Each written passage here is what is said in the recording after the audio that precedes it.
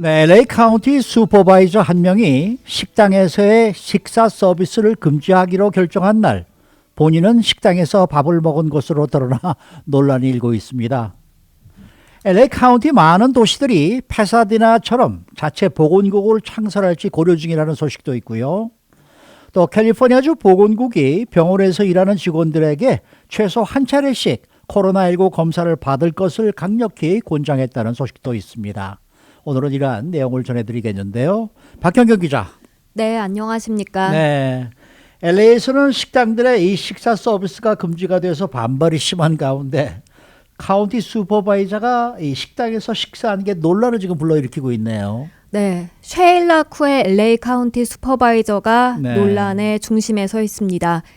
쉐일라 쿠의 슈퍼바이저가 산타모니카에 위치한 일 포르노 트라토리아라는 이탈리안 레스토랑에서 식사를 했습니다. 네. 야외에서 먹었고요. 그때 당시 식당의 야외 영업이 허용됐을 때입니다. 그럼에도 불구하고 팍스11과 ABC7 등 로컬 언론들은 쿠엘 슈퍼바이저가 논란의 중심에 섰다면서 이를 탑뉴스로 전하고 있습니다. 아니 뭐 식당에서 야외 영업이 허용됐을 때 식사를 한 게 무슨 문제가 될 게 있는 겁니까? 사실상 규정을 위반한 건 없습니다. 아하. 예를 들어 지난번에 게빈 뉴섬 캘리포니아 주지사가 어허. 다른 집에 사는 3가구 이상은 모이지 말아라 라고 그렇게 해놓고 자신은 본인은 12가구 갔죠. 정도 네. 모인 거. 그거와는 좀 다른데요. 그런데 쉐일라 쿠엘 슈퍼바이저의 행동이 논란이 되는 건 바로 그날, 그러니까 식당에서 식사한 날 쿠엘 슈퍼바이저가 식당의 식사 서비스를 금지하는데 투표했습니다. 아하.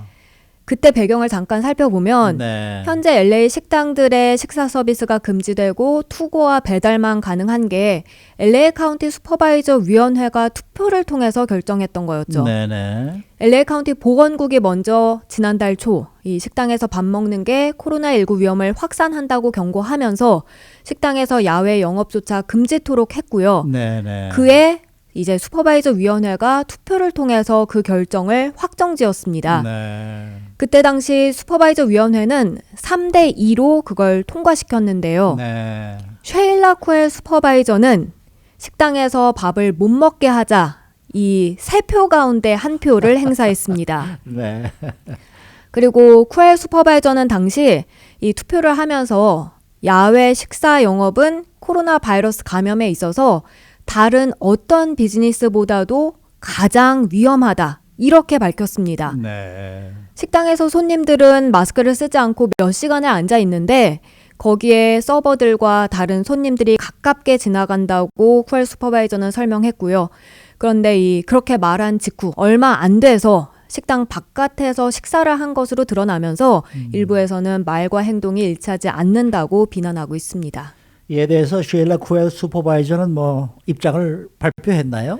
네, 이 쿠엘 슈퍼바이저가 직접 밝히진 않고 그 사무실에서 대변인이 성명을 냈습니다.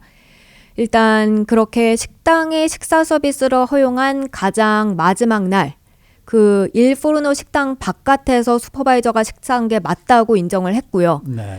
그러면서 그 식당은 쿠엘 슈퍼바이저가 지난 몇 년간 거의 매일 밤 가서 먹을 정도로 평소에 너무나 좋아했던 곳이라고 했습니다. 그런데 다른 많은 식당들과 마찬가지로 그곳의 수익이 감소하는 걸 보는 게 마음 아팠다고 전하면서요. 보건국에서 권고하는 대로 그 규정 다 지켜가면서 식사한 것이라고 해명했습니다. 또 식당 식사가 허용되지 않는 동안 아쉽게도 다시 그곳에서는 식사를 하지 못할 것이라고 덧붙였는데요. 이렇게 쿠엘 슈퍼바이저가 그때 당시에 식사한 게 잘못된 게 아니라는 점을 좀 강조하는 그런 모습이었습니다. 그렇지만 많은 주민들 식당 식사 서비스가 금지된 데 상당한 아쉬움과 불만 또 좌절감을 나타내는 가운데 쿠엘 슈퍼바이저의 행동은 위선적이다라면서 곱지 않은 시선을 계속 보내는 분위기입니다. 좀 그렇네요. 그렇죠. 자, 이처럼 LA 카운티에서 식당 내 식사 서비스가 금지되고 뉴 스테이트 앳 홈 명령이 내려진 데 고통스러워하는 주민들이 상당히 많은데요. 이런 상황 속에 이 자체 보건국 창설을 고려하는 도시들이 늘어나고 있다라는 소식입니다.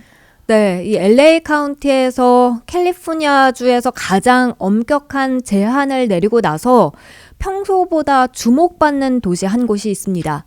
바로 패사디나죠. 네. LA 카운티 안에 속해 있습니다만 자체 보건국이 있어서 LA 카운티와는 다른 자체 행정명령을 내리고 있는데요. 패사디나와 함께 롱비치도 자체 보건국이 있긴 합니다만 롱비치는 LA 카운티 보건국과 같은 명령을 따르고 있죠. 그런데 패사디나에선 식당 야외 영업을 허용한다면서 LA 카운티와는 다른 행보를 보여 큰 뉴스가 됐고요. 그 후 마침 곧바로 추수감사절이 껴있어서 지난 주말 패사디나 식당들이 굉장히 붐볐다는 뉴스 역시 화제가 됐습니다. 물론 이 LA에서 온 것으로 보이는 손님들이 너무 많이 몰리고 있고 또 3분의 2에 달하는 패사디나 식당들이 규정을 따르지 않았다 이렇게 드러나면서 패사디나도 다시 제한을 내릴까 고려 중인데요. 아무튼 이렇게 자체 보건국이 있어서 자체적으로 행정명령을 결정하는 패사디나를 부러운 시선으로 보는 LA 카운티의 도시들, 주민들이 많습니다. 네네. 그렇게 몇몇 도시들이 우리도 자체 보건국을 창설하면 어떨까 고심 중입니다. 그렇게 고심하고 있는 도시들이 어디예요? 우선 앞서 모닝뉴스 시간에도 잠깐 언급했던 랭캐스터, LA 북부에 위치해 있죠. 네네. 랭캐스터는 3일부터 시의회 미팅을 개최하는데요. 여기서 바바라 페레어 LA 카운티 보건국장의 사실상의 불신임 투표를 실시할 것으로 알려지고 있습니다. 그렇게 투표를 통해 만약 퍼레어 국장을 신임하지 않는다는 그런 방안이 확정된다면 자체 보건국을 창설하는 쪽으로 결정할 방침입니다. 네. 이번 기회에 LA 카운티 보건국과는 결별하겠다는 거죠. 그런가 하면 웨스트 코비나도 그렇습니다. LA 동부에 위치해 있는 웨스트 코비나. 이곳의 토니 우 시장은 12월 1일, 그러니까 오늘 시의회 미팅을 열자고 요청했는데요. 역시 자체 보건국을 만들지 논의하자는 겁니다. 토니 우 웨스트 코비나 시장은 이 시장인 나도 정말 프러스트레이티드하다. 정말 지친다 라면서 또 스몰 비즈니스들이 걱정된다고 밝혔습니다. 네. LA 카운티 보건국 명령을 시행에 따르다간 웨스트 코비나의 스몰 비즈니스들이 문을 닫았다 다시 열지 못하는, 그러니까 살아남지 못할 것이라고 우려했는데요. 역시 자체 보건국을 창설할지 결정하게 됩니다. 네. 뿐만 아니라 베벌리힐스 시도 역시 자체 보건국 고려 중인데요. 베벌리힐스 시의회는 역시 오늘 저녁 LA 카운티 명령으로 비즈니스를 닫으면서 미친 경제적 여파를 논의하고요. 네. 여기에 더해서 자체 보건국을 창설하면 어떨지 이 베벌리힐스 시정부 직원들에게 일단 검토해 볼 것을 지시할 것으로 전해지고 있습니다. 네. 이런 가운데 LA 카운티 동부 지역에 라번, 또 샌디마스, 클레어몬트 이 도시들에서는 식당 식사 금지를 따르지 않는 쪽으로 반발 움직임 보이고 있는데요.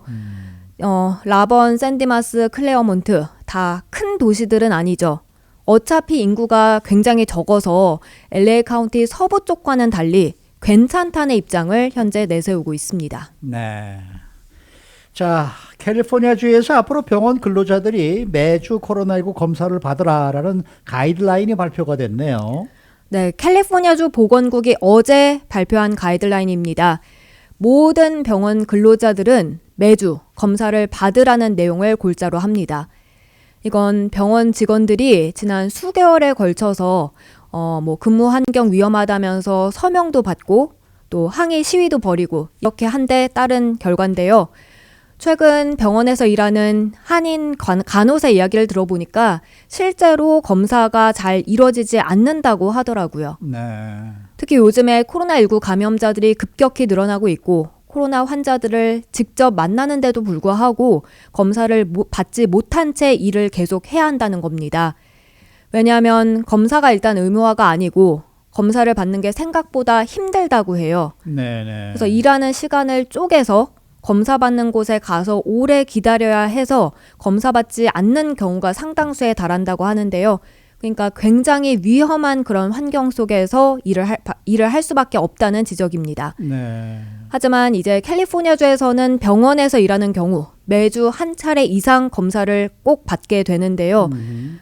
이뿐만 아니라 병원에 새로 들어오는 환자들 역시 검사가 의무화됩니다. 네. 이건 전국적으로 봤을 때 병원에 적용되는 가이드라인들 중에 가장 강력한 것이라고 LA타임스는 평가했습니다. 네. 언제부터 이 가이드라인이 적용되는 겁니까? 일단 오는 7일까지 이 각 병원들에서 검사를 진행하는 플랜을 당국에 제출해야 합니다. 일주일 정도 시간이 있고요. 그러고 나면 오는 14일까지는 모든 헬스케어 워커들이 매주 검사를 받을 수 있도록 해야 합니다. 즉 2주 안에 캘리포니아주 병원에서 일하는 그런 직원들은 모두 매주 검사를 받게 되는 셈입니다. 검사를 진행하는데 그치지 않고 병원들은 검사 결과도 또 추적하고 그걸 감염을 통제하는데 어떻게 사용할 건지까지도 미리 정해놔야 합니다. 네. 그래서 확실히 병원에서 이 최전선에서 일하는 그런 근로자들의 안전이 조금이나마 보장될 수 있기를 기대해 봅니다. 이게 지금 병원만 해당이 되는 건가요? 아니면 닥터스 오피스도 해당이 될까요? 헬스케어라고 나왔으니까요. 그럼 닥터스 그것도 오피스에서 포함이 일하는 될 수 분들도 포함이 있겠죠. 되겠네요. 네네. 그러면 이 방송을 들으시는 우리 한인타운의 의사분들도 한번 눈여겨서 좀 봐야 될 그런 얘기가 아닐까 싶네요. 네, 그렇습니다. 네, 네. 자, 마지막으로 캘리포니아주 실업수당 사기 규모가 당초보다 더 큰 것으로 보인다는 소식도 지금 들어와 있는데 정리를 해볼까요? 네, 캘리포니아주의 실업수당이 교도소에 수감된 재소자들한테까지 갔다는 소식, 기자 리포트를 통해 전에 뉴스 시간에서 전해드렸는데요. 그랬었죠. 못 들으신 분들을 위해 잠깐 정리를 해보면 캘리포니아주 수감자 수만 명이 당시 최대 10억 달러에 달하는 실업수당을 받아 챙긴 대규모 사기가 적발됐던 겁니다. 네. 적발된 수감자 대부분이 중범죄자들이었고 어허. 사형수 133명까지 포함됐었던 것으로 드러났는데요. 네네. 그런데 오늘 나온 소식은 그 규모가 더 크다는 그런 내용입니다. 당초 알려진 것보다 몇 배에 달한다는 그런 소식이었고요. 네. 그리고 앞서서는 2만 150건이 승인된 걸로 나왔었는데 이번에 나온 건 2만 1000건으로 파악됐습니다. 그래서 네. 그때만 해도 당시 역대 최악이다라고 말씀드렸는데 최악 중에 최악으로 남게 됐습니다. 네. 잘 들었습니다. 네, 고맙습니다. 박현경 기자였습니다.